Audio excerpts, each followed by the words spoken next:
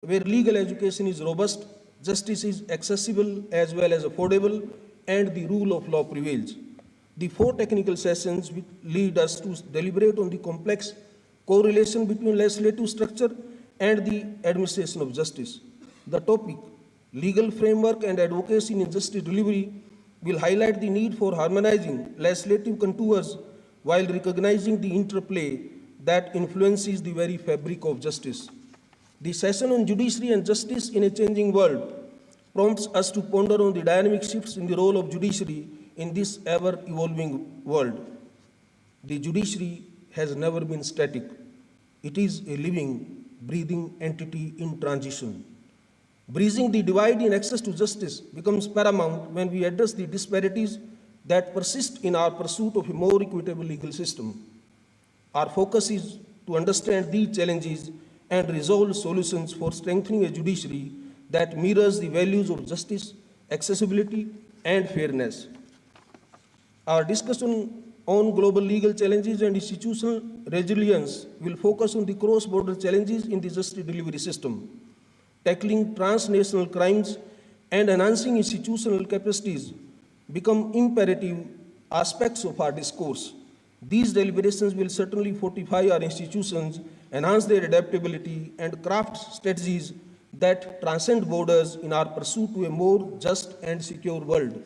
In the last and perhaps the most crucial session would be transporting legal education for the future, a roadmap which propels us into the future, envisioning the transformation and reimagination of legal education, contemplating its role in molding the future of our profession. Rethinking legal education is not an empty exercise, but is a vision statement. It is a strategic guide that would fashion future generations of legal practitioners. This discourse is not only to understand the challenges, but to actively contribute to the evolution of legal education, which is coherent within the framework of 21st century. I firmly believe that the technical sessions will extend beyond dialogue and serve as grounds for inspiration, innovation, and commitment. Through our shared insights, experiences, and solutions, we will surely compose a new legal regime towards a unified legal mechanism that stands poised for the glimmering future. Our challenges are formidable, but so is our spirit. Together, we will strive to create a future where justice knows no boundaries, legal education transforms minds, and our institutions stand resilient in the face of global challenges.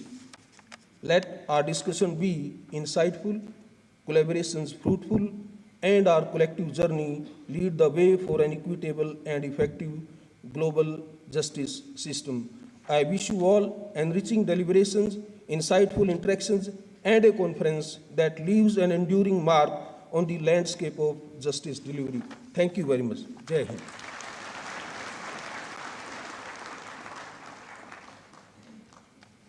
Thank you, sir. May I now request the Chief Justice of India, Honourable Justice Dr. D.Y. Chandrachud, to please address the conference.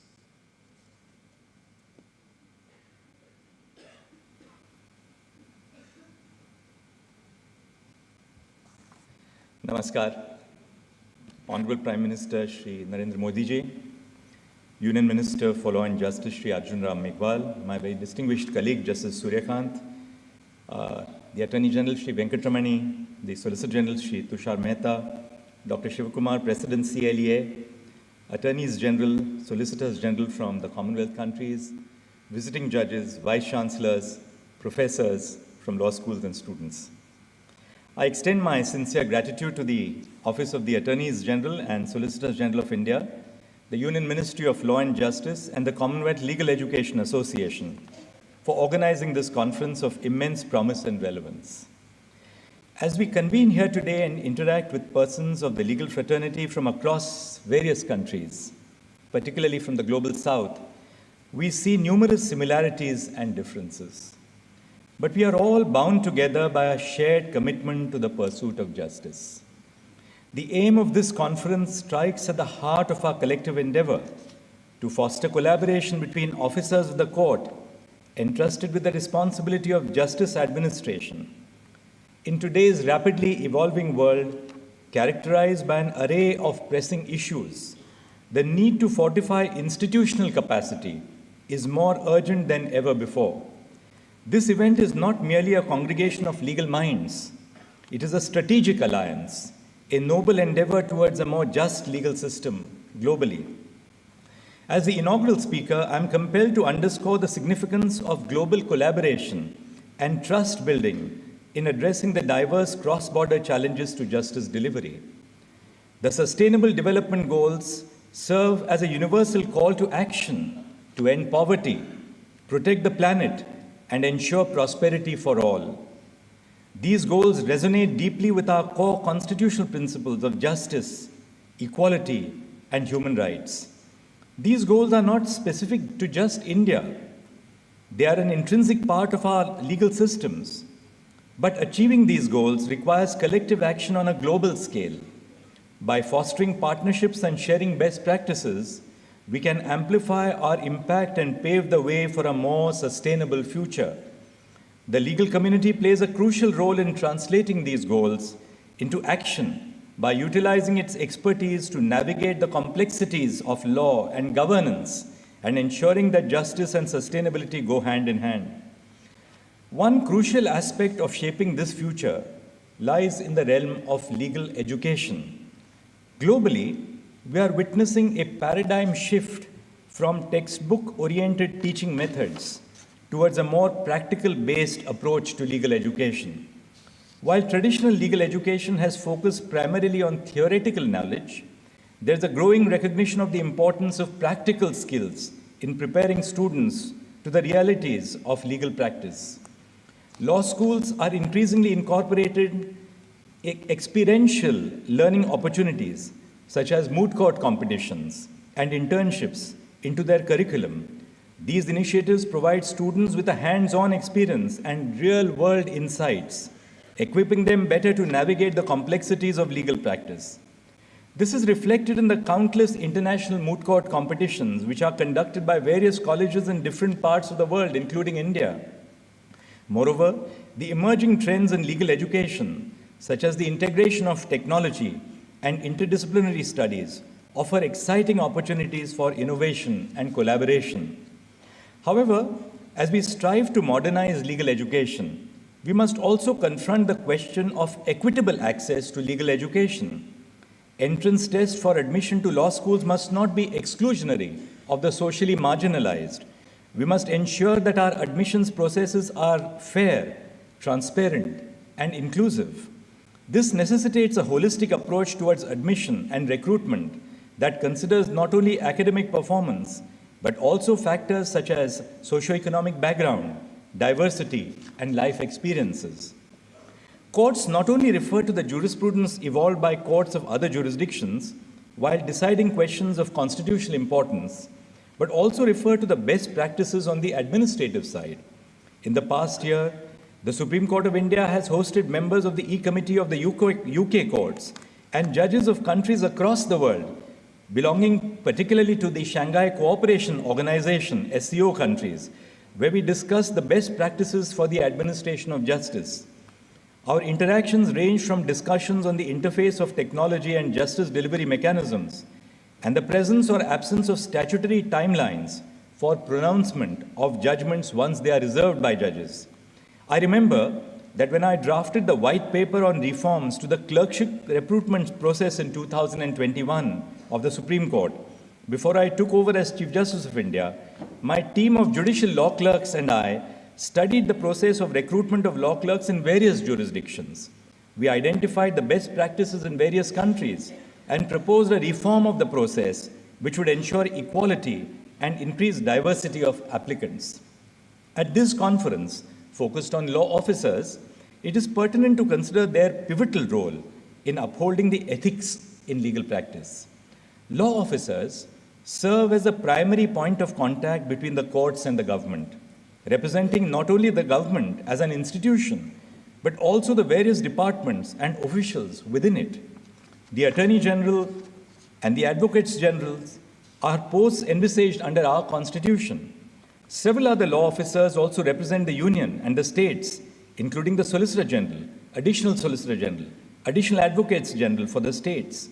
The Supreme Court has repeatedly emphasized that law officers and professionals should not only assist the administration of justice, but also uphold the honor of the legal profession through exemplary conduct from both within and outside the courtroom. Ethics in legal practice encompass a wide range of principles, such as offering valuable insights into decision-making. Virtue ethics, for instance, underscores the importance of cultivating moral character and pursuing excellence in every aspect of legal work. In the context of the legal profession, this translates into a commitment to integrity, honesty, and professionalism in all endeavors. A crucial aspect of executive accountability rests on the ethical conduct and responsibility of law officers, who function not only as representatives of the government, but also as officers of the court. The eminent jurist, Nani Palkhiwala, wrote to Mr. Soli Sorabji on his appointment as Attorney General for India, and he said, "The greatest glory of the Attorney General is not to win cases for the government, but to ensure that justice is done to the people." Law officers bear a greater responsibility in upholding ethical standards compared to private practitioners, given their role as guardians of the rule of law. An exemplary figure in this regard is the late Soli Sorabji, a former Attorney General, who during his tenure demonstrated a commitment to justice by advising the Union when it lacked a valid legal case. It is imperative that law officers remain impervious to the polity of the day and conduct themselves with dignity in court, ensuring the integrity of legal proceedings. Simultaneously, we need to recognize the significance of cultivating a shared commitment to justice. Recent initiatives of the Supreme Court of India, such as the implementation of a standard operating procedure, SOP, guiding courts in summoning government officials, underscores the laying down of guidelines in this regard. This ensures a smooth code of ethics is formulated by judges in summoning government officials, and they are not summoned arbitrarily. The SOP emphasizes the imperative of treating government officials with dignity and respect in courts, discouraging disparaging remarks based on appearance or attire unless there is a violation of the dress code. Importantly, it cautions against leveraging the power to summon officials as a tool to pressurize the government, emphasizing that such actions should be reserved for circumstances crucial to the administration of justice. This collaborative approach involving legal officers, government officials, and the judiciary reinforces the ethical underpinnings of executive accountability while fostering a culture of mutual respect and cooperation within the justice system. Finally, as we stand at the intersection of tradition and innovation, technology emerges as a powerful force for justice. While it promises to enhance the speed and accessibility of justice, we must navigate carefully. The deep-seated structural and financial hierarchies within our societies in the global south demand consideration to ensure that technology does not inadvertently precipitate existing problems. Modernizing courtrooms and facilities is as crucial as bolstering overall infrastructure, ensuring that technology serves to enhance transparency and accountability and not to perpetuate opacity and inequality. Technology should bring about a transformation, not just automation. Dr. B.R. Ambedkar, the architect of the Indian Constitution's insight that law and order are the medicine of the body politic, and when the body politic gets sick, medicine must be administered. This underscores the importance of thoughtful administration, especially when introducing technological innovations in the legal system. The e-courts project, for instance, aims to leverage technology to improve access to justice for all citizens. However, we must ensure that technological solutions are designed keeping in mind equity and inclusivity, taking into account the diverse needs and capabilities of all our stakeholders. In closing, let us embrace the challenges before us with optimism and resolve. Together, we can forge a future where justice knows no bounds and where the rule of law reigns supreme. Thank you. Namaskar.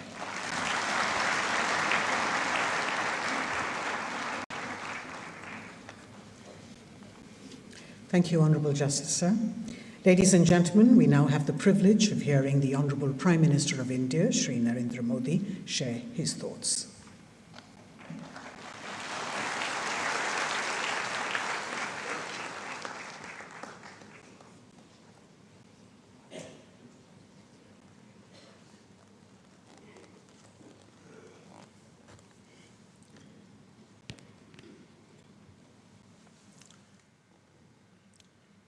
Distinguished legal luminaries, guests from various nations across the world, and members of the esteemed audience, my greetings to all of you.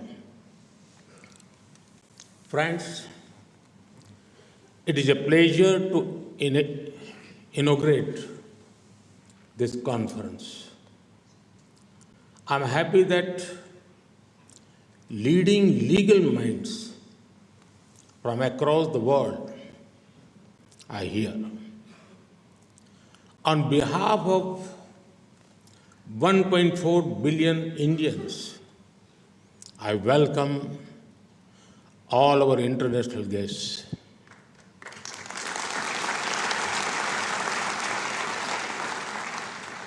I urge you all to experience incredible India to the fullest. Friends, I'm told that there are many friends from Africa here. India has a special relationship with the African Union.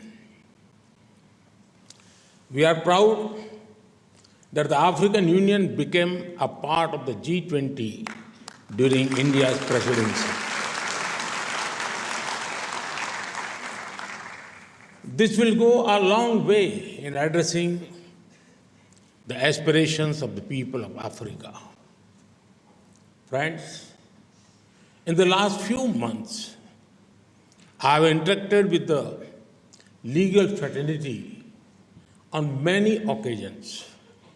A few days ago, I was at the celebration of 75 years of the Supreme Court of India. Last September, in this very location, I came to the International Lawyers Conference. Such interactions help us appreciate the work of our justice system. These are also opportunities to resolve for better and faster justice delivery. Friends, justice has been given great importance in Indian thoughts. Ancient Indian thinkers said, Nyayamulam Swarajyam Syat. It means justice is at the root of independent self-governance.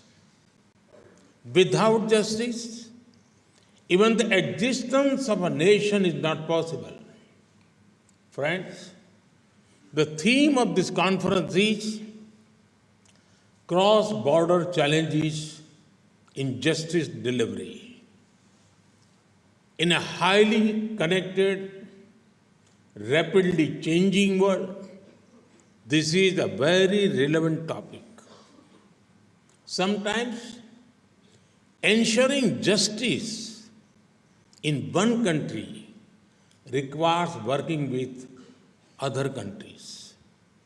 When we collaborate, we can understand each other's system better. Greater understanding brings greater synergy. Synergy boosts better and faster justice delivery. Therefore, such platforms and conferences are important. Friends, our systems already work with each other in many domains. For example, air traffic control and maritime traffic.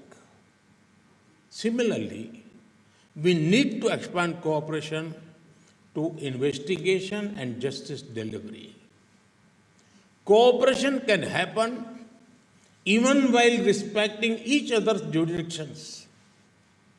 When we work together, jurisdiction becomes a tool to deliver justice, not delay it. Friends, in recent times, the nature and scope of crime have seen radical change. Criminals have wide networks across various countries and regions. They use the latest technology for both funding and operations. Economic crimes in our region are being used to fund activities in other regions. The rise of cryptocurrency and cyber threats are posing new challenges. 21st century challenges cannot be fought with a 20th century approach. There is a need to rethink, reimagine, and reform. This includes modernizing legal systems that deliver justice. This includes making our systems more flexible and adaptable. Friends, when we speak of reforms that need to be focused on making justice system more citizen-centric, ease of justice is a pillar of justice delivery.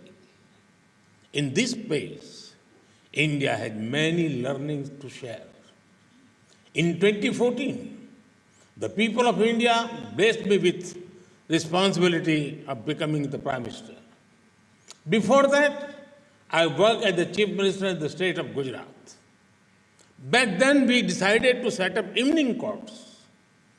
This helped people attend court hearing after their work hours.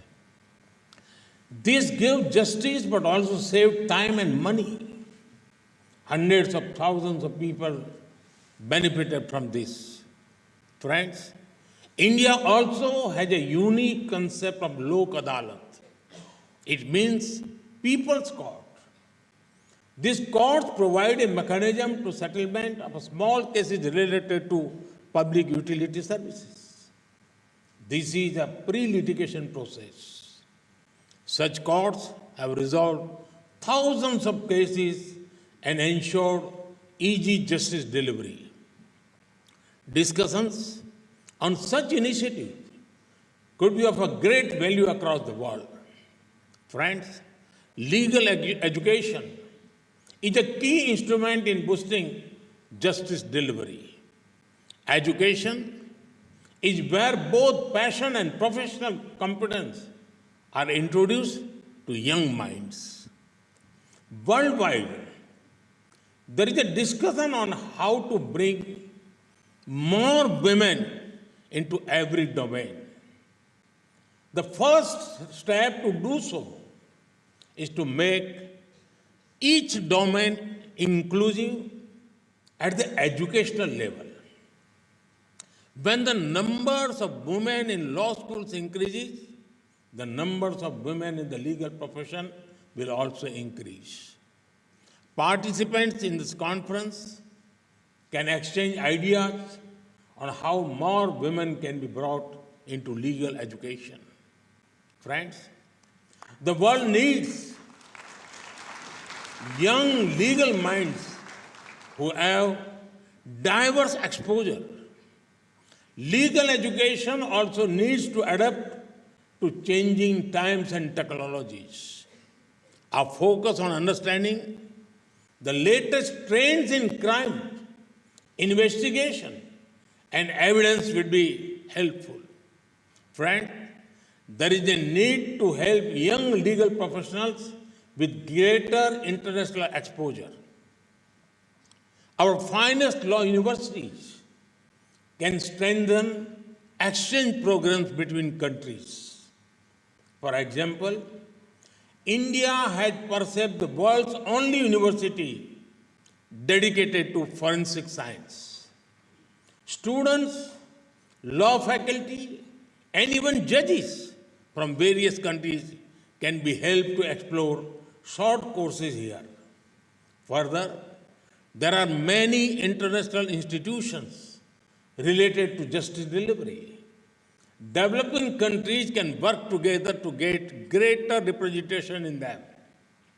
Our students can also be helped to find internship at such institutions. This will enable our legal system to learn from international best practices.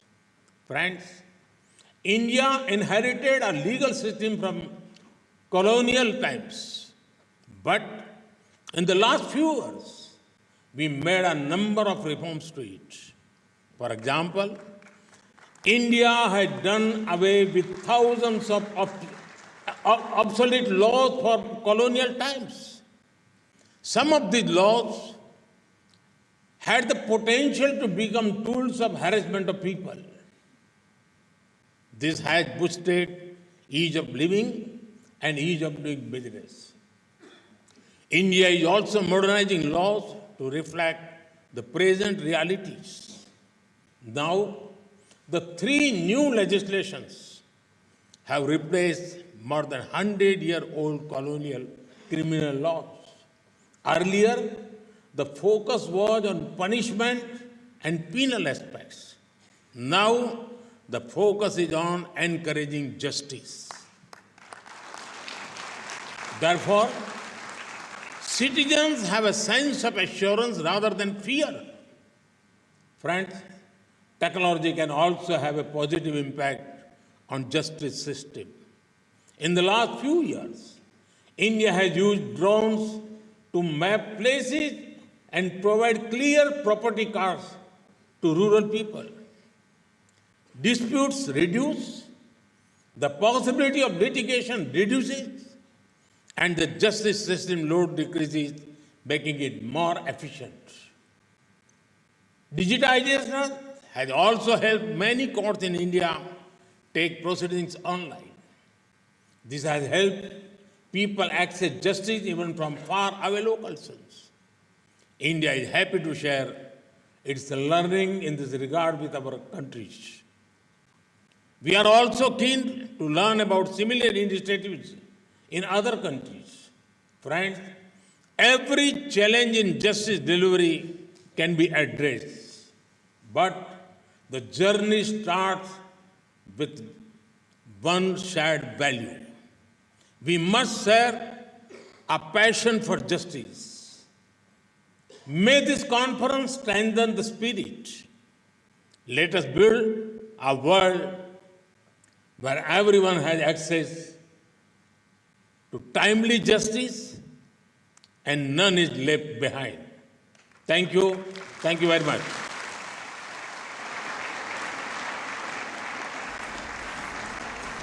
Thank you, Mr. Prime Minister. Sir, your words will be cherished for a long time. Ladies and gentlemen, we've come to the close of the inaugural session. Kindly remain in your places until the Prime Minister and other guests have left the dais.